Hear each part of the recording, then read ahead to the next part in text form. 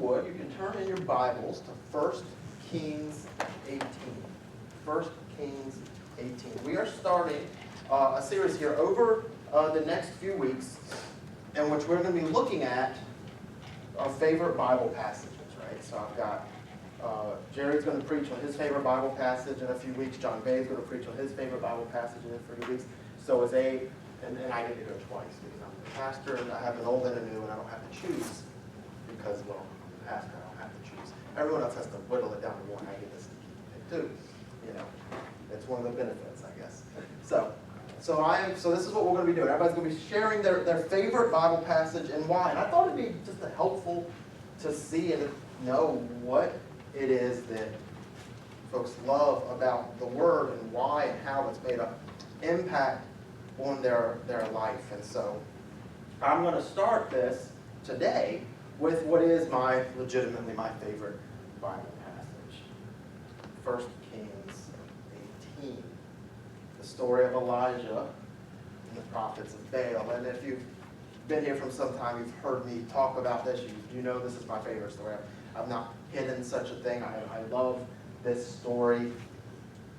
I love the courage of Elijah. I love how vivid the story is told and how realistic it is, and you're sort of drawn into it. I love the display of God and his glory.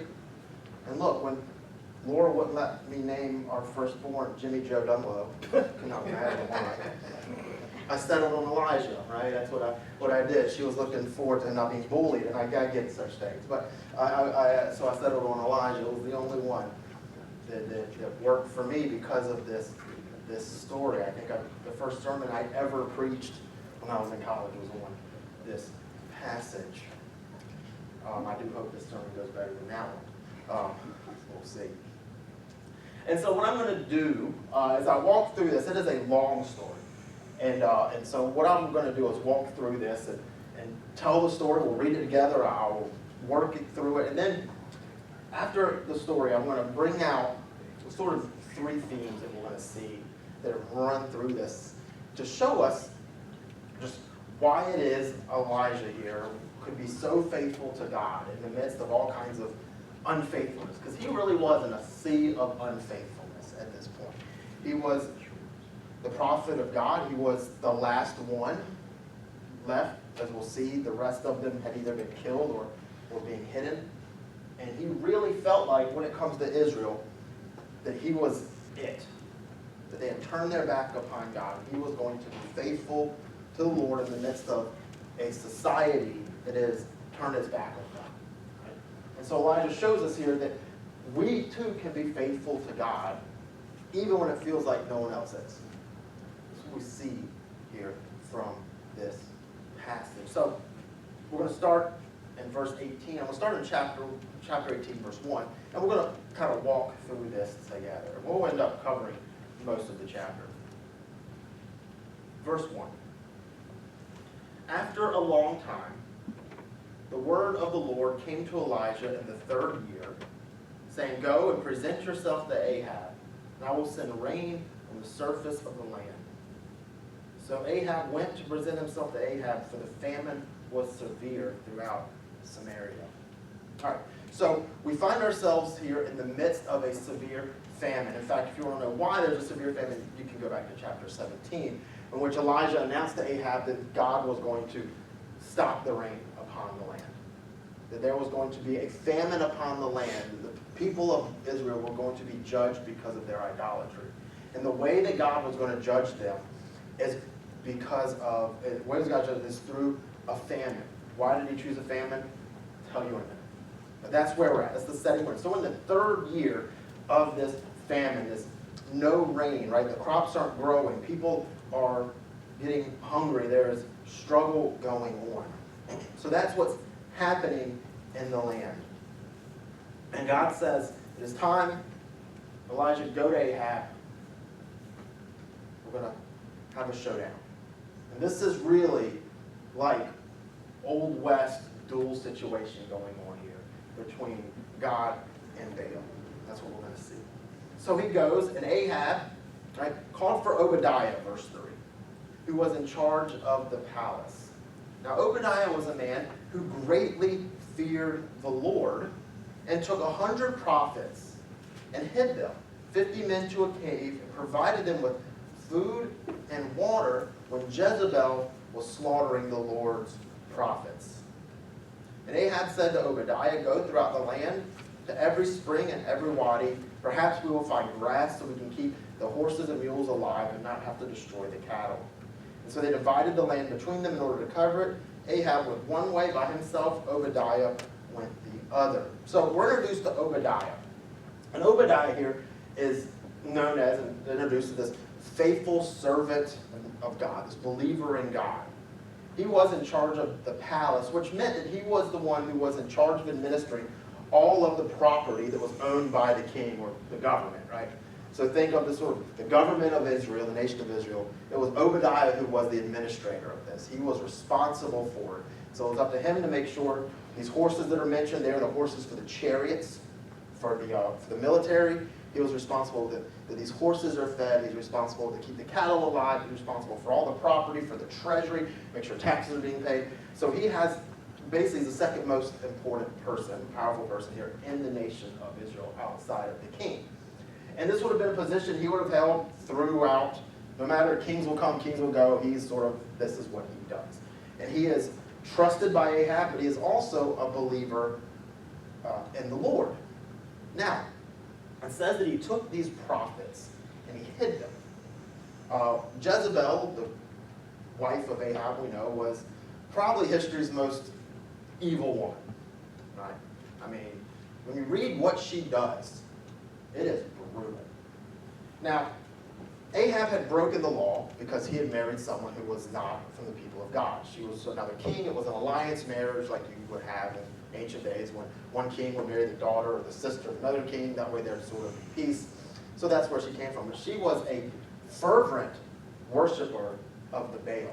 Now, Baal was this pagan god that was worshipped throughout sort of Phoenicia, these other outlying lands around Israel. And it was this pagan god. And when she came in, she instituted the worship of Baal in Israel. She had a temple built there in Samaria. She had a school started, really, for prophets of Baal. And she had convinced Ahab that they needed to propagate the worship of Baal throughout the land. And so you had this going on. All these temples are going up everywhere. And one of the things Jezebel did was, during her murderous reign, she wanted to stomp out the worship of any other god because she was devoted to Baal and wanted no other god there, taking the appeal, taking the attention away from Baal, her god of her family. And one way she did this was she was murdering the prophets of God, murdering the priests, going around killing them all, right? And so when Obadiah, when he finds out what's going on, he takes 100 of these and he hides them in caves. And because he's in charge of, what the government has, he's in charge of the food, he knows, he administers the food, he has water. What he's doing is he's hiding them and he's providing them with food. Now, others they're not able to feed the horses and feed the cattle. Why? Because they have devoting and turning resources to these prophets to keep them alive. He's hiding them because he understands his primary allegiance is to God. He serves Israel. He serves the people of God. He serves the God of Israel. Kings come and go. His ultimate allegiance is to God. So he is risking his life doing what he's doing. So Jezebel found out that he was hiding and keeping these prophets alive, he would be executed. What Obadiah does here is often just blown through, but is incredibly brave. He feared the Lord. And someone say, well, why would he keep serving this murderous king? Well, the position he has helps keep people of God alive. So he's subverting the king in this position to keep these people alive. His ultimate allegiance was to God. It was to God's nation. It was not to Ahab. He was serving God's people. But Elijah trusts Obadiah, so he goes to Obadiah. Right? Verse 7. Obadiah is walking. Elijah suddenly met him. When Obadiah recognized him, he fell face down. He says, "Is it you, my Lord Elijah?" So he understands who Elijah is. Elijah is this prophet of God, and that he serves the Lord and he will serve Elijah. He calls him my Lord. Right? Ahab was the Lord, was supposed to be the human ruler, but to Obadiah, Elijah was the one whom he served. He gave ultimate allegiance because of God. He says, "It is I," verse 8, "go tell your Lord Elijah is here." Go tell Ahab, go tell him that I am here. Now, verse 8, Obadiah says, "What sin have I committed? What have I done to deserve this? You are handing your servant over to Ahab to put me to death." It says, "As the Lord your God lives, there is no nation or kingdom where my Lord has not sent someone to search for you. When they said he is not here, he made that kingdom and nation swear that they had not found you. Now you say, go and tell your Lord, Elijah is here." And he says, what's going to happen? I'm going to go tell him he's here. Verse 11, verse 12. "But when I leave you, the Spirit of the Lord may carry you off somewhere, I don't know. Then I'm going to go report to Ahab. He doesn't find you, and he will kill you." This is worst case scenario for Obadiah. I'm supposed to go tell this man that I found you. He's going to come look for you, and you're going to be gone, and I'm going to be facing the gallows. Right? Obadiah does not want to do this. Besides, your English hides it. What Elijah tells Obadiah to say is brutal for Obadiah to have to say. Look at what he says. He says, "Tell him Elijah is here." Now that literally in Hebrew means Yahweh is God here. Because the word Elijah means Yahweh is God. And it's said the exact same way in Hebrew. Ahab worships Baal. Ahab is trying to stomp out the God of Israel. Obadiah has to go to Ahab and say in Hebrew, Yahweh is God here. Now, eventually he would have put the pieces together and understand he's talking about Elijah, the person. But for him to go to have to say that to this wicked king that Ahab rejects, it is going to cost him his life. He's afraid because if Elijah's not there, this terrorist reign of Jezebel will end up costing him his life. And he is terrified of that. But Elijah assures him that he's going to keep his word here, that he's going to be here. And he says in verse 15, "As the Lord of armies lives, in whose presence I stand, today I will present myself to Ahab. I'm going to be here. I'm going to keep my word. Bring me the king." Now, we are meant to see this unique power dynamic. When you are a king, you don't go to people, people come to you. When he tells Obadiah, "Bring me Ahab," and Ahab goes, this shows us who is the true leader of Israel at this moment. Ahab has the crown, but Elijah has the power. And so what happens? Verse 16. Obadiah goes and he meets Ahab, and he tells him. And Ahab went and actually rushed. He went as fast as he could to go to Elijah. And when Ahab saw Elijah, Ahab said to him, "Is that you, the one ruining Israel?" Literally it says, "Here is the one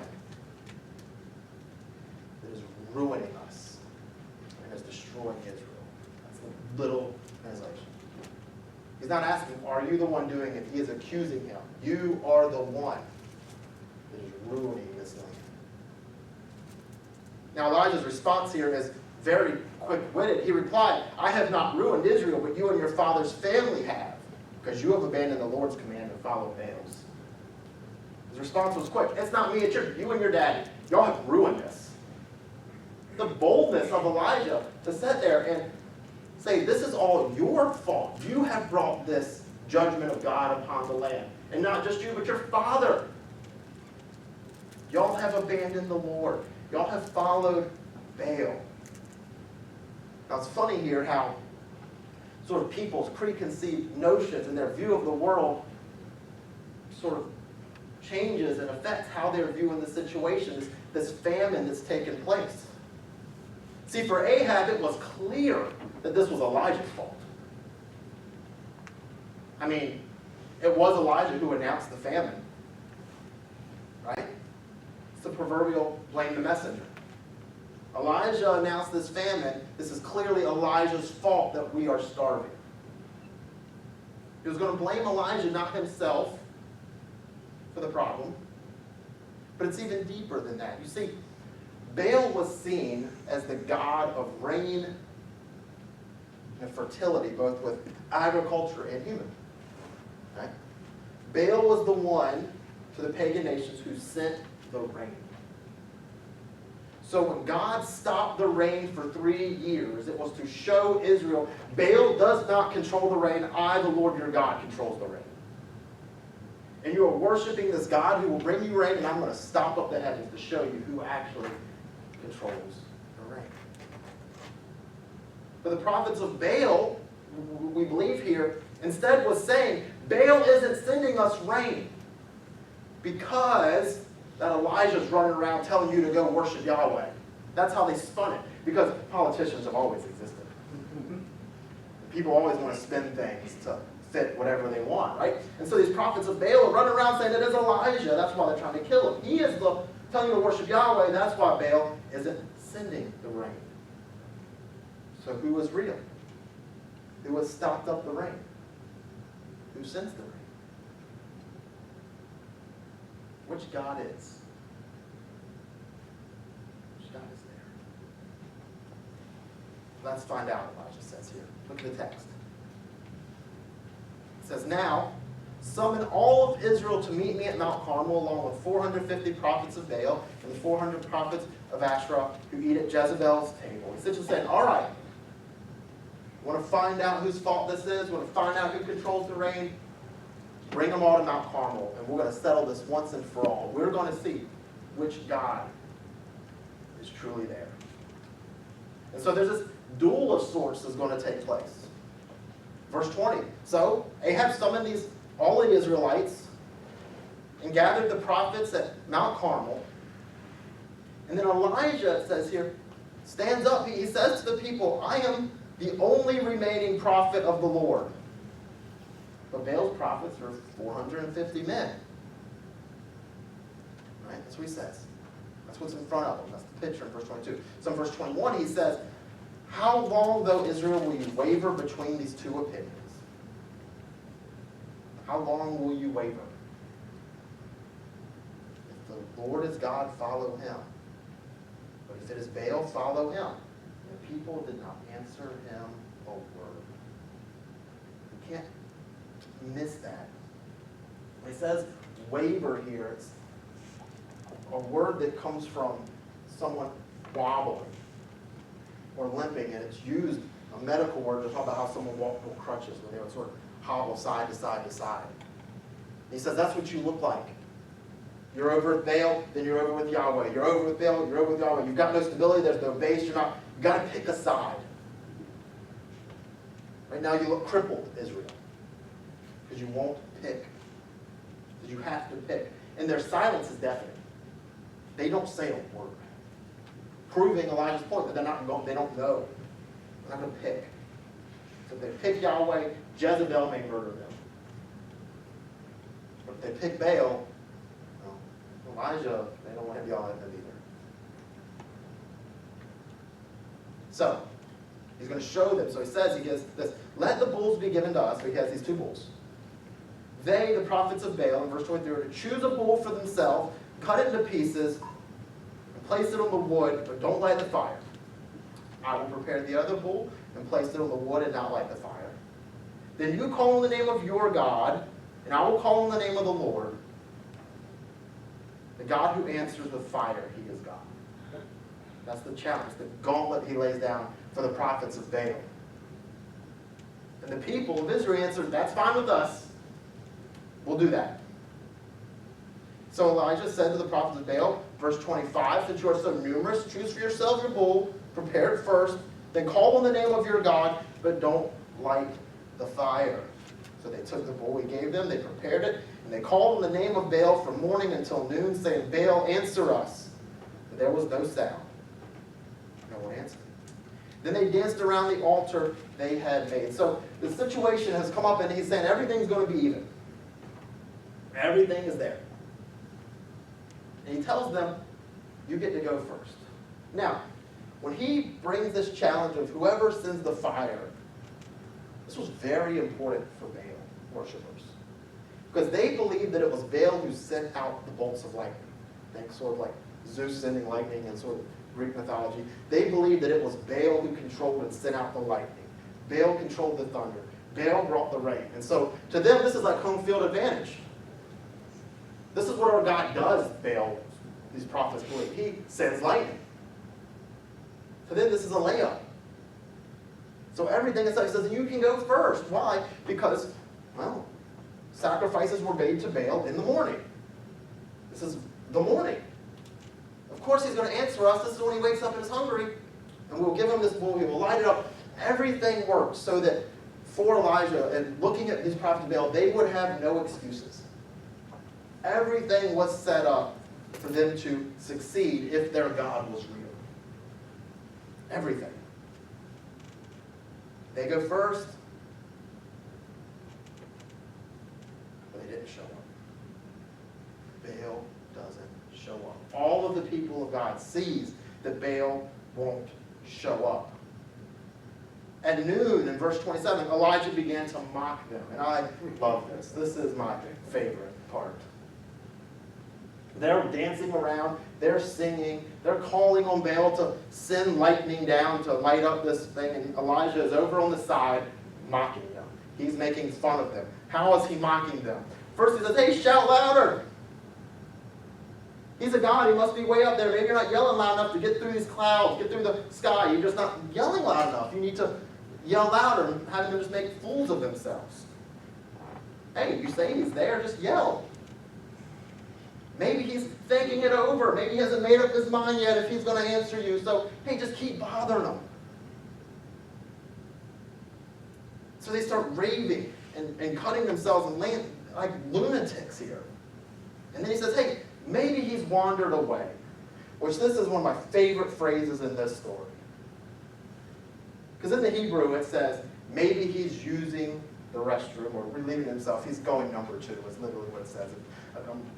Paint the picture. He's gone away for his daily constitutional. Yell louder. He's mocking him. Now, of course, they are insulted. He's insulting them because God's don't do such a thing. You know, that was what he's saying. But he's saying, hey, maybe that's what's up. He's in the job. Yell louder. So when he gets out, he'll come here. I love that. Because Elijah's a person like us. Everyone loves potty humor. Even Old Testament prophets. So, this is what's going on. He says, hey, well, maybe he's on a trip, or maybe he's still asleep, and you can wake him up. And so what happens, verse 28, they start shouting more loudly. They're taking his advice. And they just start yelling louder. And then they start cutting themselves with knives and spears, according to their custom. Blood is gushing, and it says in verse 1, they kept on raving. He says they look like lunatics here, raving madmen on top of Carmel. Until the offering of the evening sacrifice. And when the next sacrifice of Baal comes around, still he doesn't show up.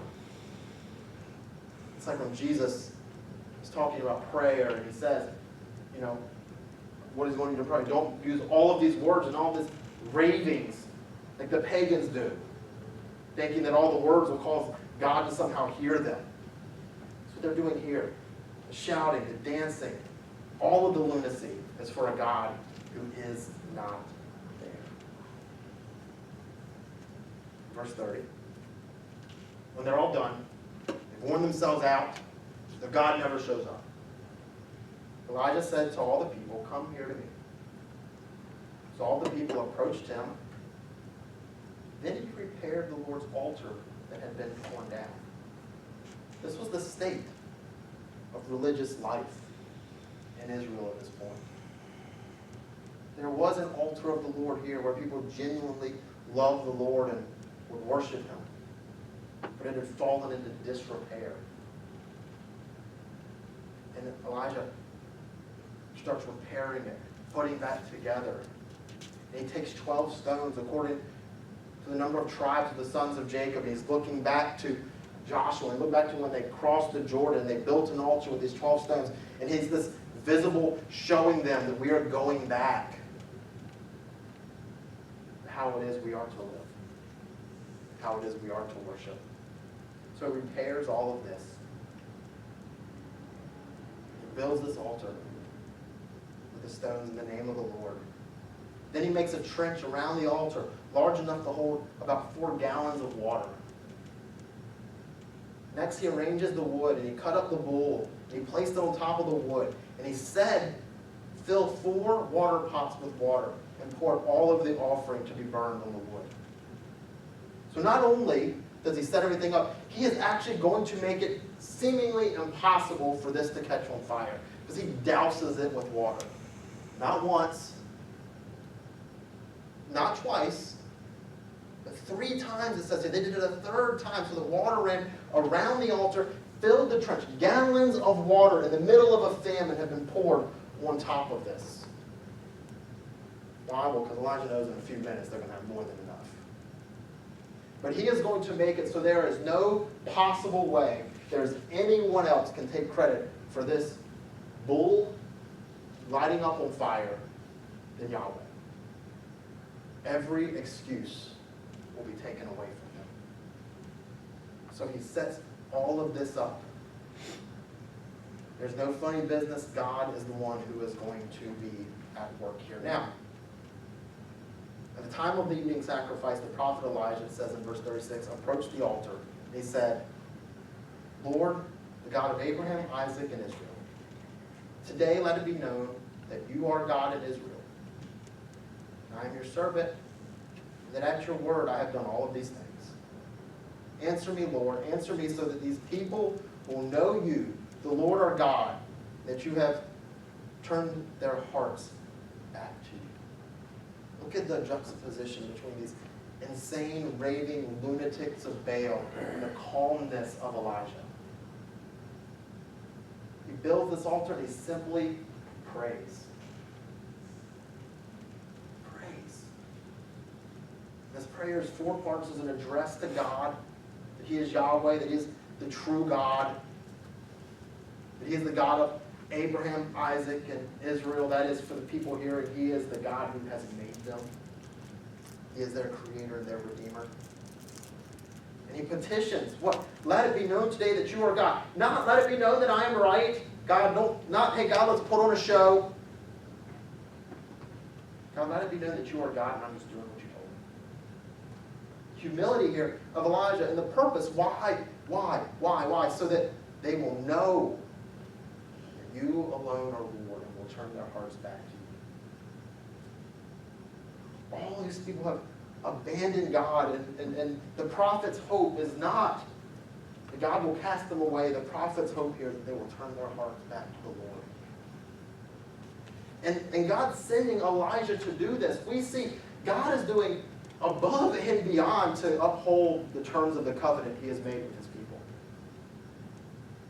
They are to worship him. They are to follow him. They are to obey him. They are to have no gods before me. They are to have no idols. And they've chosen to do all of those things. And God, because of his great mercy, like we read in Ephesians 2 earlier, and his love for them, still shows up and wants them to turn back to him. The patience of God throughout the Bible is breathtaking. It's always patient.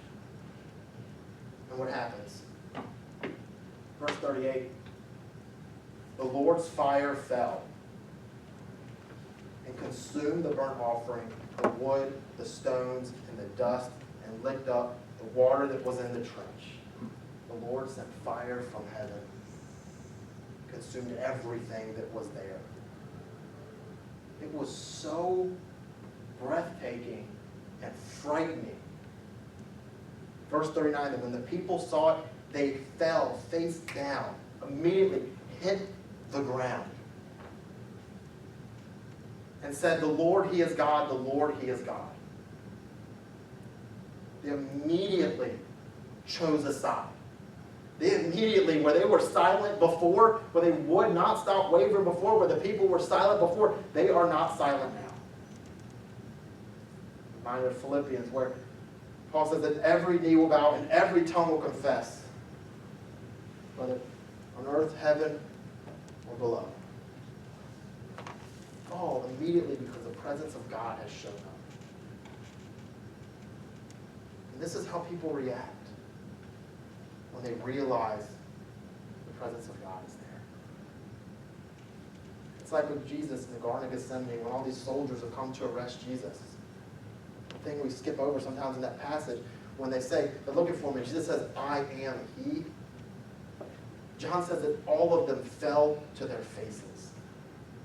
All these tough Roman soldiers involuntarily bowed to worship Jesus when he said that I am he. We're there in the garden in the presence of God. This is here.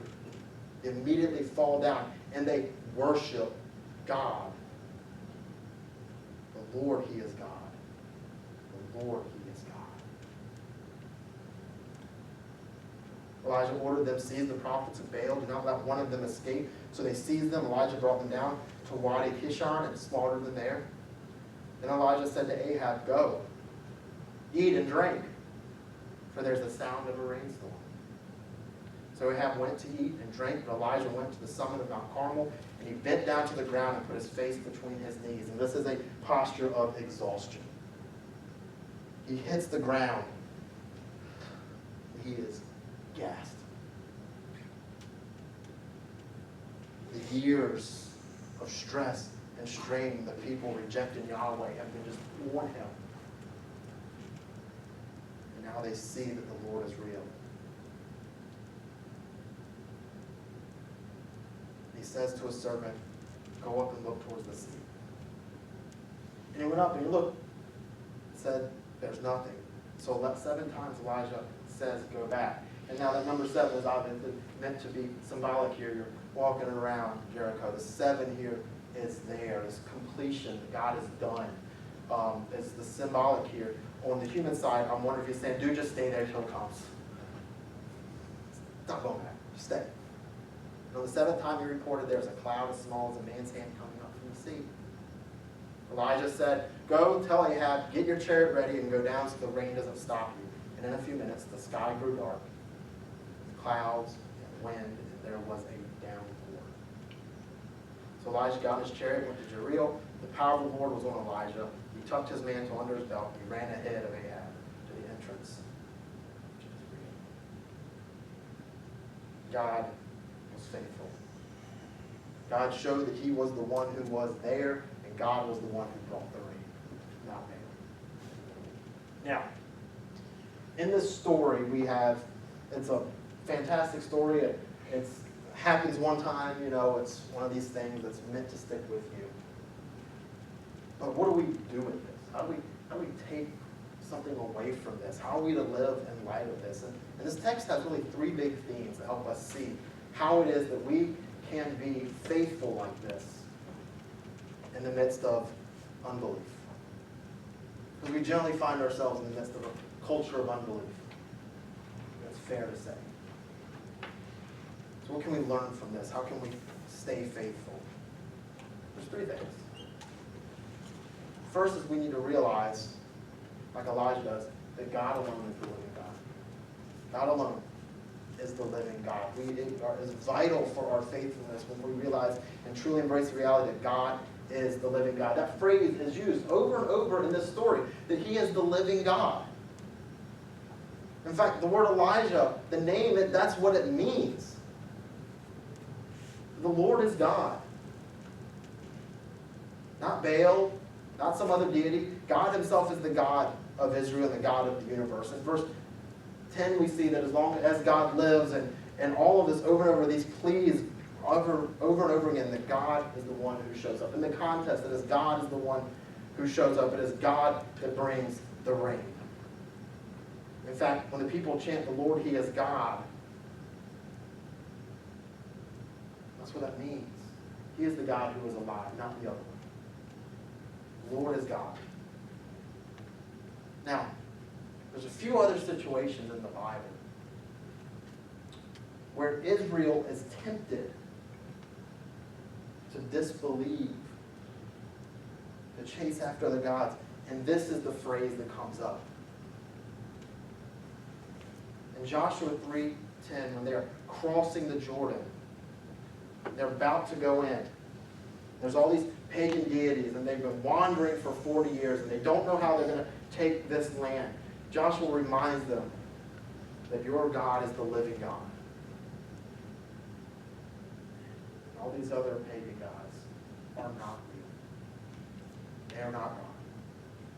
Give them courage to go, and not be in fear. In 1 Samuel 17, this is what David says when he confronts Goliath. Goliath is not a god. The God of the Philistines is not a god. David says he is offending the living God, that he stands with the living God. So he tells Israel before he goes, and he kills Goliath. Yahweh is the living God, not these Philistines' idols. But it's not just Israel.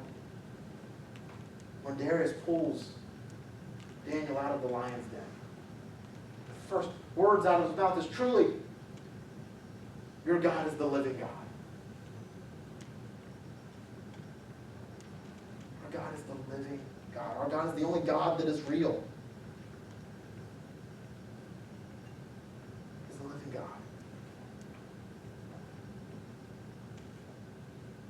See, we see this most clearly in the person of Christ. When Peter makes his confession to Jesus in Matthew 16, he is in Christ. He says, you are the Christ, the Son of the living God.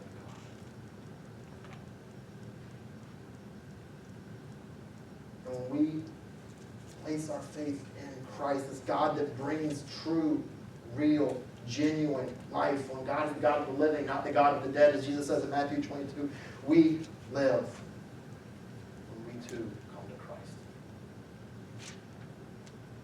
See, the Christ that faced hardship and death was not defeated by death. Christ himself defeated death and rose again. And Jesus' victory over the grave is proof that our God is the living God. See, death could not hold Jesus, and neither will it hold those who hold on to Jesus. For that empty grave is proof that our God is the living God. And believing in the gospel and what Jesus has done for us is why we can be faithful in this world today. Because when we believe in Christ, we know that our God is real, that our God is active, that it is sure as the grave is empty, that Christ reigns in glory, that our God is the true and living God. We can be faithful because we know that we too will live beyond what we can see and touch here and now. We know that we will rise just as Christ rose on that third day. That is why we can be faithful. When God's people throughout history have been faithful in the midst of difficult times, it was because they knew their God was the God of the living, not the God of the dead. Their God brought them life. That's why Revelation ends in Revelation 21. God's dwelling is with man, and he will live with them, and they will be his people, and God himself will be with them as their God. God is the living God. We will reign with him. The second theme we see here is Elijah's bravery in the face of difficulty. We should be struck by Elijah's courage in this story. We must be struck by the courage. There are three groups of people he's interacting with here. The first is the king, right? And he speaks truth to power, fulfilling his responsibility as a prophet to speak truth to power. That the king is to uphold the covenantal standards of the law, that he needs to repent, and Israel speaks truth to him. Is that going to cost him his life? It could. It cost John the Baptist his head. Herod, who saw himself as the king of Israel, committed adultery, and John the Baptist tells him to repent. He's executed. And Jezebel has been killing all of these prophets of God. And Elijah goes to the king and he tells him to his face that it's your fault that there's famine in this land. You need to repent and worship the living God. before the king. And then there are the people of Israel. He describes them as wavering. He's challenging Israel. Worship God or worship Baal. You can't do both. It can't be neither. You must pick. And this demonstration at Mount Carmel was ultimately not really for Ahab, and it was not really for the prophets of Baal. This demonstration was for Israel. That's what the prayer shows us. It was for Israel. It was for the people. That they would return to God. And this was courageous to stand before Israel, to challenge them. The faithfulness that God goes to uphold his covenant here that he made with Abraham, Isaac, Jacob, and then Moses. Confront their spiritual failures. One man in front of a nation. Bravery in Elijah. And then, of course, there are the prophets of Baal. Now, the prophets of Baal get slaughtered at the end. Right? Where did these prophets come from? See, Jezebel, we know, comes from Phoenicia. It's her homeland. Her father was the king of the Sidonians, and she brought Baal worship in. Right? She builds a temple there, and these priests, most likely, are actually Israelites at this point. The Baal worship is so infused in the nation that these are Israelites. These are people who are God's covenant people, have decided to start serving another God. And they were actively trying to eliminate the worship of Yahweh as they sat at the table with Jezebel. They were drawing God's people away from God in God's own land. They had royal backing, and Elijah stands before them. They have rejected their covenant with their God. 450 to 1. Courage. C.S. Lewis said it best when he said, courage is not simply one of the virtues, it is the form of every virtue at its testing point. It is easy to be courageous when you are a keyboard warrior, or it's easy to be courageous when you're all around people who agree with you, and it's easy to do that thing. But when you are faced with a whole nation, was Elijah scared? Probably. John Wayne defined courage as being scared to death but saddling up anyway. I think a cowboy analogy works here. This duel that took place. Friends, God calls us to be men and women of courage, the courage to do the hard and right thing. See, every one of us has a choice. You can be brave, or you can give in to fear. And when you give in to fear, when you give in to discomfort, it reinforces within you the opposite of courage, and it sets you back. And over time, what could have been courage to live as Christ called you to live, you end up simply with a pile of regret and shame. How many times have you lacked the courage to do something and regretted it later? I bet money all of you are thinking of a time.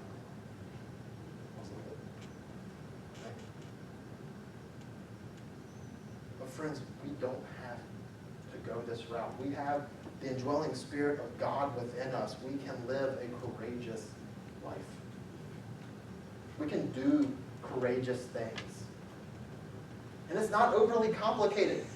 Have the courage to be faithful to your God. Have that courage to be faithful to your God. Have the courage to choose right even when it's the hard thing to do. Have the courage to stand up and speak against evil even when it's scary. Have the courage to listen to what the Lord your God requires of you. What does he require of us? Micah 6 tells us mankind, he has told you what is good and what the Lord requires of you. To act justly, to love faithfulness, and to walk humbly with your God. Have the courage to walk with your God.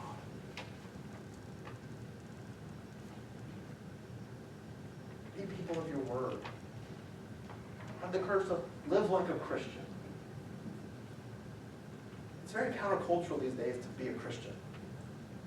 You know, to get married and have a family and go to work, to live sober-minded, and be faithful to your spouse. These are things that aren't happening all around us, but that we must do. Be brave. And finally here, we see there's trust that God knows what he's doing. Elijah trusts that God knows what he's doing. He trusted that God would keep him alive when he faced Ahab, who was trying to kill him. He trusted that God would send the flames from heaven and show himself to Israel. He trusted that God would turn the people's hearts back to him. He trusted the Lord. But at the same time, Elijah was still just a man. And I didn't have time. In the very next chapter, we see Elijah falter. He runs. And he hides. Why? Well, Jezebel put a hit out on him. And he ran and he hid. And in that moment where he is terrified for his life, God shows up in a still small voice to reassure him that he can trust God. That God is doing stuff. See, Elijah starts complaining, I'm the only one left. And God tells him, no, you're not.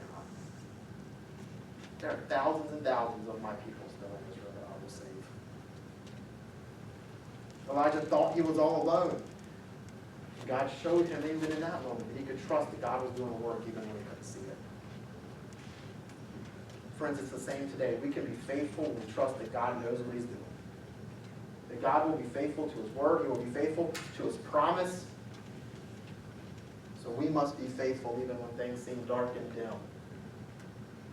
There's never been a darker, dimmer day than that Good Friday when our Messiah was hanging on that cross. There's lots of talk of images of sacrilege from the Olympics opening ceremony, but humanity has never sunk to such a depth of sacrilege as when it crucified its Creator. And it mocked and it ridiculed its Savior. Friends, we have not seen the darkest days. The darkest day was that day. The skies went dark. They crucified our King. But what that Good Friday shows us is even in the darkest day, our God can be trusted because we are a resurrection people. God took the worst day and brought about the greatest grace we could ever imagine. We can trust that God is still at work today. Finally, I want to close here with just a call to faithfulness here. In this text, like I said, there are two people who are incredibly faithful to God. Obadiah and Elijah. Both are obedient to God. Both are faithful to God. But they do it different. Obadiah is who probably God has in mind in chapter 17 when he talks about, I have all these faithful ones.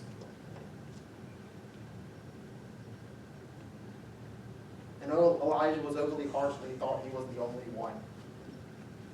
But you have these two men who are serving where they're called to serve and as they're gifted to serve in the place God places them. Both were faithful. Both were to be commended. And friends, what this shows us is that faithfulness to God looks different for each of us in our various settings and based on our various giftings. But faithfulness is the point. What Obadiah did required a bravery that would cost him his life at any moment. At any moment, he could have been executed for faithfulness to God. Same with Elijah. Faithfulness is the point. Faithfulness where God has placed you. God gives us all different responsibilities and places to be faithful. God has not called me to fill up stadiums like Billy Graham, nor has he called me to be a voice of influence for Christ in a secular corporation like some of you. Each of us have a different task from God. My calling is what God has for me, and your calling and your vocation and your life is what God has for you. Friends, my point is, when we look at the story of Elijah, God has probably not called you to rain down fire from the heavens. I know that because he's never done it again. Right? but God has called you to be faithful in a land that has turned its back upon God.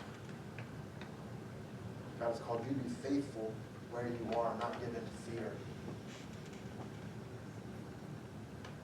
Be faithful, for God is with us. Father, we thank you for this time together. We thank you for your word and the faithfulness of your people. This account shows us